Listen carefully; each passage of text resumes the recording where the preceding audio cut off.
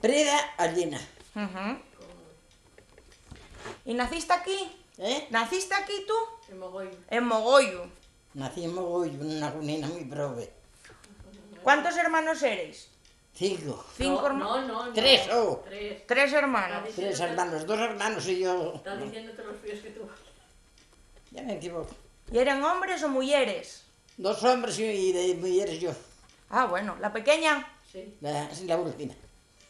Una cosa. Vale. ¿Y a qué se dedicaban en casa? A mí, En tu casa, tu padre y tu madre, ¿a qué se dedicaban? en mi casa, pues yo dedicábame era modista. ¿Eres modista? Yo, sí. Mira tú. Era modista. Y hasta luego, manía. Tu madre era dura, entonces. Mi madre era una mujerina muy guapa. Y dura. Porque para sacar 3 fíos adelante ella sola, cuidado. Bueno, pues, con la ayuda de 2 hermanos. Bueno, pero... Pero lo más era ella. Ujú. Ajá, o sea Una que... mujerina muy trabajadora, la provina. ¿Y tú Y eres... qué poca suerte tuvo. ¿Y eres modista porque enseñóte ella? No, ella mandóme a aprender. Bueno, yo aprendí con ella mucho, ¿eh? Sí. Pero después mandóme a coser a Poreño, Ah, a una mujer que daba. ¿Cómo? Mujer que daba.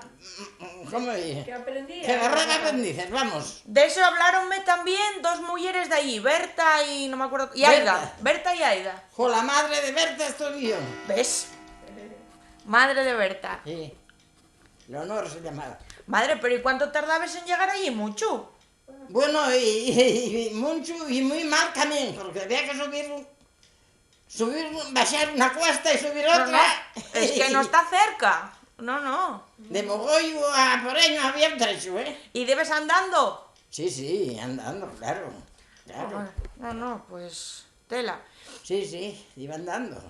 ¿Y entonces luego qué hacías? ¿Encargos para los vecines o cómo era? ¿Cómo trabajabas? ¿Para los vecines? Traíme ropa para hacerlo. Vale.